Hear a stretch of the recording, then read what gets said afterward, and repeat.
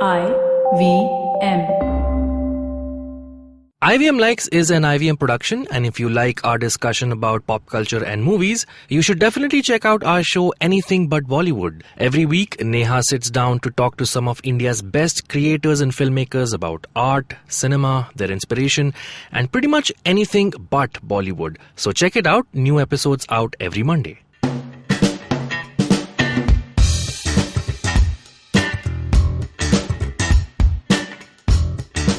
Welcome to IVM Likes, everybody. I am Navin and people are doing weird noises around me. We are celebrating nothing today. We actually just talking about snakes because in the office today we were just talking parcel tongue weirdly enough, and that kind of triggered us to check out movies that are based around snakes. It's a weird conversation to get into, but before that, like every week, we have recommendations for you. So we have Jaanam and Abbas joining me today. Hi, hello. Jaanam is really in the character. You're basing this off your cats, isn't it? Yeah. I've learned this from my cats. They hiss a lot. Why? If you piss them off, cats hiss. So they're very hostile, or what? Actually, not my cats. My friend's cat. They hiss a lot, yeah. Mean cats. Yeah. So, who likes to eat cats? Snakes. Yeah? Have you seen Anaconda? No. Cats are often victims of monsters in films. Like in Stranger Things. And Shape of Water. Shape of Water, yeah. Recently, yeah. Anyways, so moving on from that, let's just talk about our recommendations today. Abbas, what do you have for us? I'm recommending a novel. It's called Dragon Teeth. It's a novel by Michael Crichton. It has been released posthumously because Crichton died in 2008. The book came out last year. Turns out he'd written this manuscript back in 1976 and it was just sitting in his collection, and it has been released last year. So it's kind of like a precursor to his Jurassic Park novels. And so Michael Crichton, of course, one of the most best-selling authors. He wrote Jurassic Park, ER, Westworld, yeah. So think of Indiana Jones crossed with a Western, and you would have a rough idea of what Dragon Teeth is like, with a sprinkle of Jurassic Park thrown in. Okay, so the central character is a young college kid called William Johnson, who's studying at Yale University. And so what Crichton does is he's taken snippets of real people and real events, but he's sewn a fictional story out of it. So there were two real paleontologists who were back in the late 1800s, who were always competing with each other as to who will find more dinosaur fossils. And these two professors were called Edward Cope and Othniel Marsh. And so what Crichton does, basically he puts William Johnson in the middle of both of them, and they both go on an excursion to the wild west to find dinosaur bones, and each of them wants William Johnson on their side because he's a really bright student and he's a photographer. And throughout the novel, in this pursuit of dinosaur bones, they run into Red Indians, who are they run into a conflict between cowboys and Red Indians, and there's this professorial entourage stuck between this combat between them. So that's one aspect of the novel, where it's like shootouts are happening, there's this whole battle going on, and then as they move along, they actually find the dinosaur bones, but each professor wants to hide it from the other and not expose that they've actually found the bones. So in order to hide the bones in secrecy and make sure that they carry them back to the college as a whole road movie kind of thing. Road movie, yeah, but with horses, not with cars. So there's a mishmash of all these genres happening. Like I said, it's like paleontology, so it's like this Indiana Jones adventure thing happening. There's a cowboy thing happening. It's a very fast-paced, very brisk novel to read. It's, I think, 295 pages. There's not a dull moment. Once you start reading, you'll totally fall in love with it. So check it out. It's called Dragon Teeth. The reason it's called Dragon Teeth is because the fossils they find are of a Brontosaurus whose moniker given is like a walking, living dragon, because he shared some qualities with fictional dragons. So yeah, so it's a very fast-paced novel, adventure novel. Check it out. It's called Dragon Teeth. I think I would have finished the novel by now into time. Maybe, yeah, that's true. Cool. Next up is Jaanam. Yeah. So today I'm recommending this movie called Lady Bird. What? I came in with that recommendation. I came in. We shall discuss this. It's okay. Talk about it. Go. Yeah. So it's we both can talk about it probably. Sure. I Yeah. have to pull something out of my ass in the next 2 minutes. I just put this out Where of my did you ass. see Lady Bird, Jaanam? It hasn't released in Bombay yet. I watched it from Aha. from the. You don't pirate. Know where. I know where I watched it. I took it from a pen drive given to me by Abbas. What? I'm not involved in this. I watched it at the private screening. Mommy screening. Mommy screening that happens. Yes, and well, go on, Jaanam. Tell us. So yeah, I think the movie's got like 5 Oscar nominations, and I really like the movie because it's the storyline is a little typical. You've seen this kind of a story before of like a young girl, high school student struggling with the whole teenage phase of her life growing up, and a lot of conflicts along the way. Yeah, it's okay, Jana. You're in that phase right now. You'll get over it. Reminiscing about the own going up. Yeah. So yeah, and the main lead of the movie, her Saoirse Ronan. I don't know how you pronounce her name. Saoirse. Saoirse. I thought it was Sayuriz. No, it's Yeah, not yeah. like that. It's spelled like that, but it's Saoirse. They're like, Why does she have an R in her name then? it's an Irish name. Sayuriz. Her parents were drunk when they named her. Shosha. So Saoirse Ronan. Saoirse. Like think of an Irish accent and just say it. Okay, so Saoirse Ronan and Laurie Metcalf. Metcalf. Yeah. Like Oh, Sheldon's mom. The L is silent. Metcalf. Calf is an actual cow's Okay, kid. Metcalf. All the alphabets in Shosha were silent, so what is Metcalf? Okay, Yeah, so there are like 5 vowels in her. Yeah. So yeah, basically the lead and her mom, played by these actors, they are both are very strong personalities in themselves. So the whole conflict between the mother and the daughter, that's the focus of the movie. And it's just so beautifully depicted. I don't look at it as a conflict so much as a slice of life, because like there's several moments where they are like talking to each other, their talks escalate into an argument, Yeah. and the very next moment they're back to being mother and daughter. Right. Like for example, if they're in the thrift shop buying a dress for a prom, they're like arguing at the top of their voices. They're like, "Why are you trying to control me?" And she's like, "Just stop being a bitch." And just Yeah. and then she pulls out a dress and like, "Huh, this is nice." Both And of them like drop character and become like mother and daughter Yeah. for a second. So I think the whole point about the movie that Greta Gerwig, and I was listening to a lot of behind the scenes conversations, is that she spent a lot of time writing it in her own perspective, because she was not rebellious when she was growing up in Sacramento. But the fact that when she wrote these fictional characters and gave them backstories, the more she spoke about them, the more in depth they went into understanding how these characters would react to situations. And so there's a lot of improv involved, there's a lot of freestyling involved, and that's why the movie turned out to be very genuine, because they were all given a very in-depth study of who their characters were. Right. So, and Saoirse especially is like a Irish girl who has to go in that Sacramento English accent, which is very difficult. Okay. Again, like from a normal American accent, again it's it's a layered down. So I think that's kudos to that entire team for making such a genuine movie, and So that was Navin's recommendation. What's yours, Jana?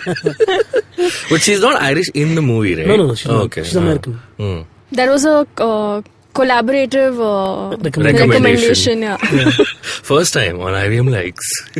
So what makes Lady Bird in a way different from the other coming of age films, according to you?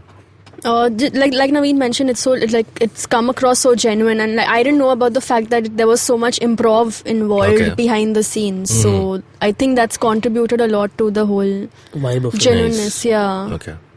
It's like how you first start making friends who know how to roll joints, and then you get high and you eat too much at your mom's house, and your mom's wondering why your kids are enjoying food so much. So in a way, she's covered everybody's coming of age. It's not just you have that back and forth with your parents, and that's a given. Your parents must have lost their job at some point in your life. You understand that part, where you have to step in, and you have to work to make your family's ends meet. And you also are rebellious. You want to go and study somewhere else, and all of that. Right. So I think so many aspects of people's lives are kind of encompassed in a small movie.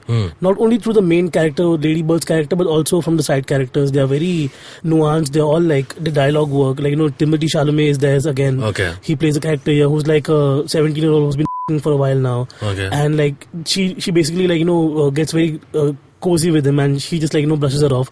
So first slice of life in terms of like how not every guy will be madly in love with her, right. and the guy she does fall in love with turns out to be a different way. So Right. we all go to these journeys in life, and that's what I'm saying. Yeah, and there was this one scene in the movie where when she's moving from her house, she's like painting her wall, and she's keeping track of the guys she's dated or been with, and then she like just wipes out both the names. Yeah. So it's nice. yeah. So basically in the Oscar buzz, like this time we will talk about Oscar movies after the ceremony is done next week. We'll be having a special guest in form of somebody you already know. But in the whole run, I'm very tied between Shape of Water and Lady Bird for being generally good. I think Florida Project is also really beautiful. That was my favorite film of last year, but it hasn't been nominated. It hasn't been nominated. And even Three Billboards. We have thoughts. Me and Navin weren't really impressed by that. But then we'll talk about that. What I'm going to recommend quickly is this new documentary that's come out. It's not new. It's come out like a year ago called Tig.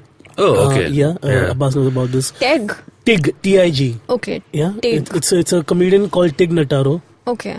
She's a pretty renowned comic in the American circuit, has been there for like 20 years now. Yeah. And collaborated with like Sarah Silverman, Zach Galifianakis, with Conan, with Amy Schumer, with all of these big names, Bill Burr, Louis C.K. She'd written for all of them.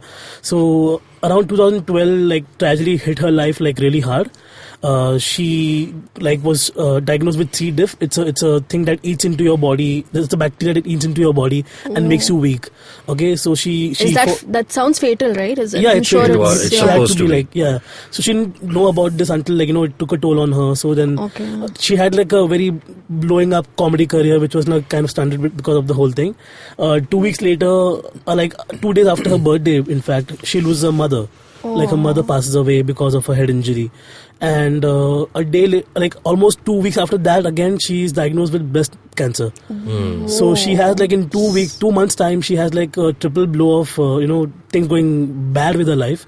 But like any comic, she not like any comic, like a really nuanced and an understood comic, somebody who goes to life understanding that there's humor in the darkest and bleakest of life, challenges. So she just goes to do a set at the Largo, and like all the bigwigs are there. Ed Helms is there, Amy Schumer's there, Bill Burr is there, Louis C.K. They're all watching this one girl who's like just been diagnosed with cancer because they all know about it, and she goes up on stage, and for the next 45 minutes she literally destroys.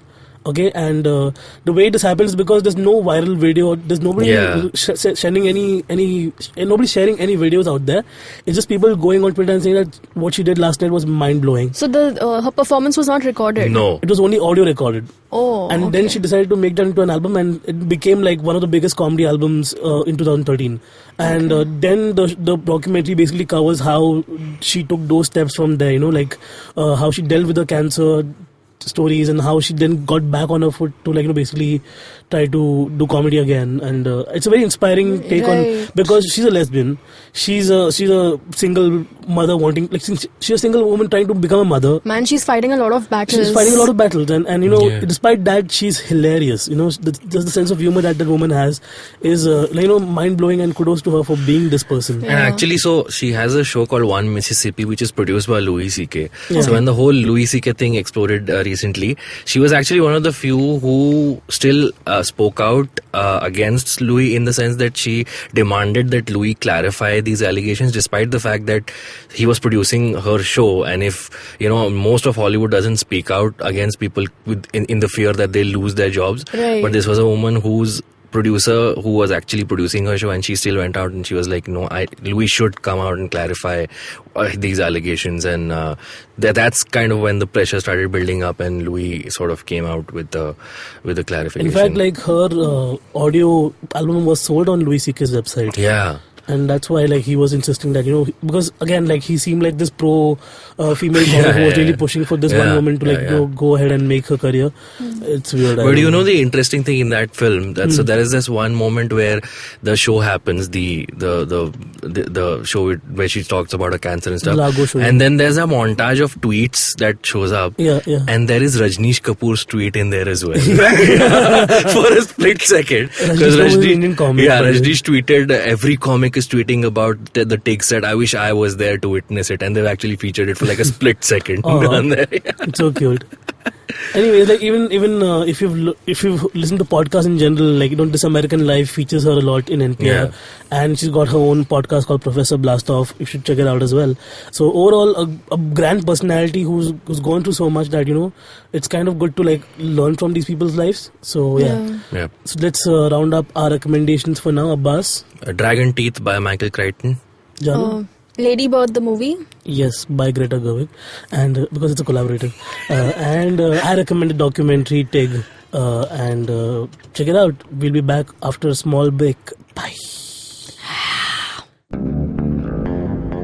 Hi, I'm Amit Verma, the host of the weekly podcast The Seen and the Unseen. In my show, I examine the seen effects and the unintended consequences of public policy and private action. I show how policies meant to help the poor often end up hurting the poor. I've done episodes so far on demonetization, GST, surgical strikes, immigration and MRP. And I will continue my forensic assault on the truth in the weeks to come. Catch the show every Monday on the IVM podcast app or any other podcasting app that you prefer. Or visit seenunseen.in for all the latest updates. Welcome back to IVM Likes. Here we are discussing general pop culture stuff. And today in our discussion round, we are discussing movies that are based on snakes. Saap, Naag, Nagin.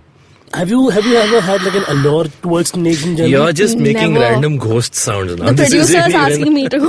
Isn't even a snake now. Yeah, she's conducting you like an orchestra of snakes. Yeah.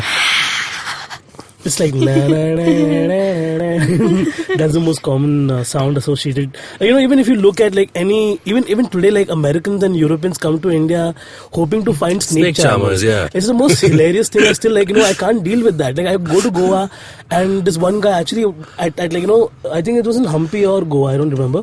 But this one white dude who was from Italy spoke to us for like a half an hour, and then he's like, "Do you know where I can find some snake charmers?" And he did those two fingers joined together like Krishna did his flute, but like blowing the tuturi or whatever. Yeah.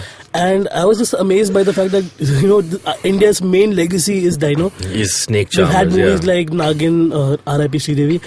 We've had movies like Jani Dushman, again all based on so much in snake culture. But also we have something on the western side, like Anaconda, which became like a runaway blockbuster in the summer. It was, because I genuinely think it's a well-made movie. It's not one of those guilty pleasure types. It had a pretty loaded star cast: J-Lo, Ice Cube, John Voight.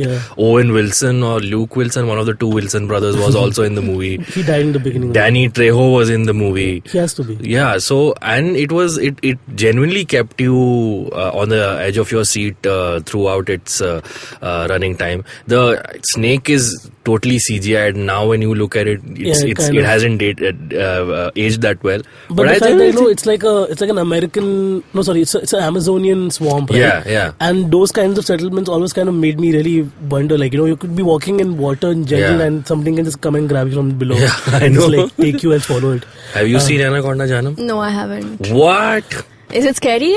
You Anaconda don't. It kind of is scary, but it's one of those. There was this list of films that came out in the early to mid 2000s, creature films that Hollywood did, where basically it was a combination of a creature film and a horror film. But it is a damn interesting film. You should watch it. I will. Yeah. I'll put it on my to watch list. There's an Anaconda 2 as well, you know that? There will be many Anaconda. The Hunt for the Blood Orchid, which is like totally ripped off from The Hunt for Red October. Really? Yeah, so it sounds like very similar. And even the settings are similar, where like a part 2 and they're like there's an entire beautiful island Hunt for Red October was an espionage film. Yeah, but it's not like that. It's just like there's some settings copied from that movie. Okay. Like certain tactical scenes and stuff like that. Because they fight, there's more than one anaconda, by the way. Right. Because every sequel has to have multiple of the same creatures. Like Stranger Things clearly is copying. What else does you? Yeah, I believe specifically watched a film for this. Yeah, sure. What else comes in mind? Snakes on a Plane. What? Yeah. Oh yeah, Snakes on a Plane. Yeah. Samuel L. Jackson. Yeah, Samuel L. Jackson movie. Again, an A-lister doing a B movie. But so much fun. So much fun. You remember the bathroom scene where these couples are joining the Mile High Club and snakes are just... Of course. And the snake pops goes through her frock and comes out from between her bosoms. Yeah, no metaphor. Yeah. Why do we even and and then just grabs the guy's face. And there's so many of those scenes where the snake is lurking somewhere and this old woman opens her bag and the bag comes out.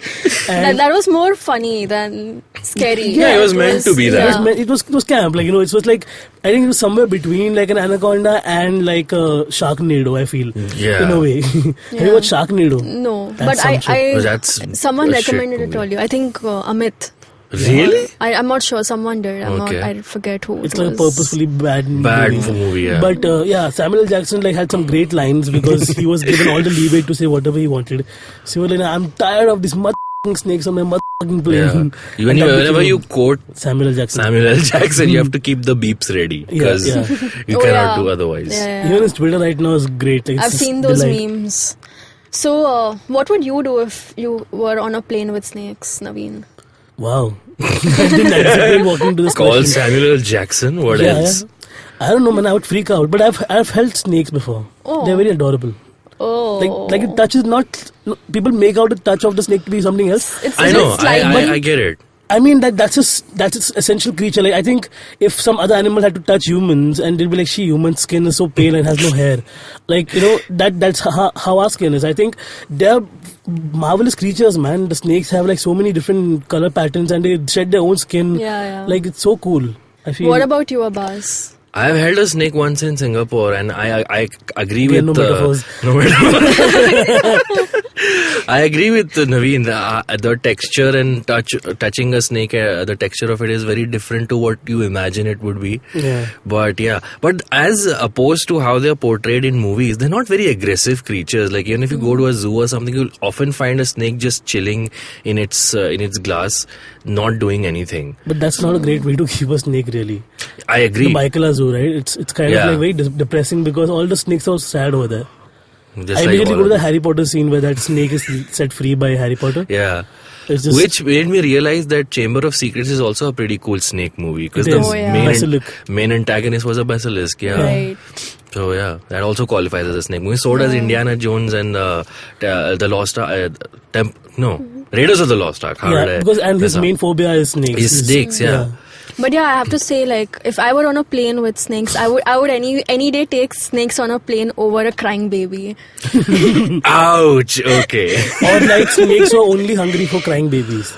Wow, that's killing two birds with one stone, or two babies. Yeah. So last night I watched this movie called Hissss. Oh, the Mallika Sherawat one. Yeah. Right. Oh damn. Yeah, and man, that movie is badly CGI'd, of course, but it was some foreign people who were involved in the movies making, right? So the movie starts with this guy who's a foreigner, and he's they show that he's dying from brain cancer, and he's overly acted out his brain cancer disease. It's hilarious. And throughout the movie he's just holding his head and he's oh my god, I'm dying, and I need so he basically awakens the Nagin, the female snake, and he's apparently if he does that or something, he becomes immortal. So he's looking for that immortality because he knows he just has 6 months to live. So that's when Mallika Sherawat comes to life from the snake. And man, so there's this one. Have you seen snakes eat an egg, swallow an egg? Yeah, I've seen pictures of it. Yeah, so in the movie, the moment Mallika Sherawat becomes her human form, from the snake she becomes her human form. she's in the jungle and she finds this huge, massive egg and she just swallows it, man. And they show it like going down her throat. Nice. We've seen many other things go down so her throat. so the intention of this movie is to like sexualize everything about a snake through a woman. Yeah. So there's this one scene where these two men are trying to like rape her and assault her, but she suddenly turns herself into a snake and she eats up one of them. And then in the night they show her sleeping on a bed in her human form and her stomach, like she's still digesting the human, right? So her stomach is like from here right up till her toes is like that whole portion is pregnant. Okay. And so they've used the imagination. Yeah, you're selling the movie pretty well. Yeah. Like, no, actually, yeah. Like how low did Malika Sherawat have to reach in that point in her career that everything in this movie goes? Also in the last scene, they show her. I don't tell us Yeah, last scene. spoil Now it. we're intrigued. Okay, this is not the last scene, but one of the last scenes, Bullshit. she's making love to a snake. So she's in her human form. She's making love to a snake in the snake form, Nice. and that's. If you're That's into all weird, you'll say. if you're into weird shit, watch it, man. It's like Voldemort's wet dream come true. Yeah, actually. If you think about it. Nagini. It was directed by Jennifer Lynch, David Lynch's daughter. Oh. Yeah. Then pretty weird, I know. genetics are already involved. Cool. Any last movies you want to shout out to when it comes to snakes? I wish I had watched more snake movies. I need to explore this genre more. I'd like to quickly throw in that iguana and snake thing from BBC Planet Earth. Oh, yeah. While we're at this. Actually. Because it's like, it's nature's game, nature's Abbas Mastan movie in its own way. So it's pretty intriguing to, have something like that happening. Yeah, that's... And Bear Grylls also, like, often kills and eats snakes, so bad Bear Grylls. So do you guys have any snake dreams ever? I have dreamt of snakes, yes. And I googled also what does it mean. What does it mean? So there were multiple things, but the two that stood out was either you're having a lot of stress and something is bothering you.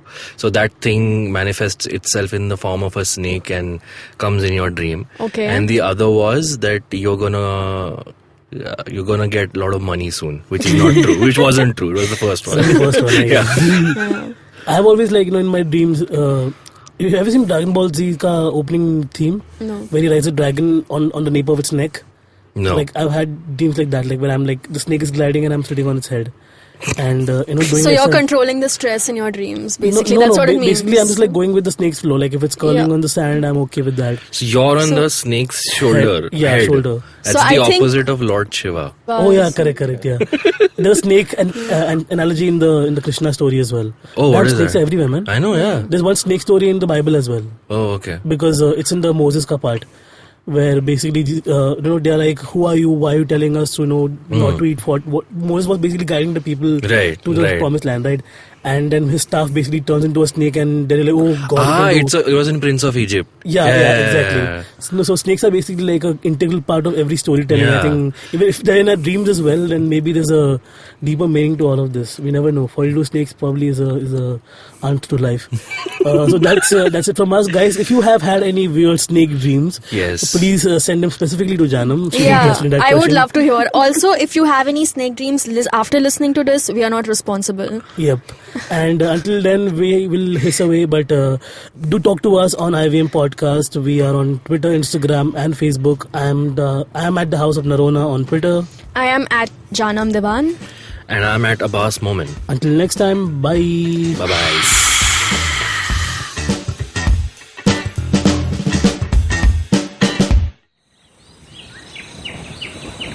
As you can see, we have a podcast listener in his natural habitat.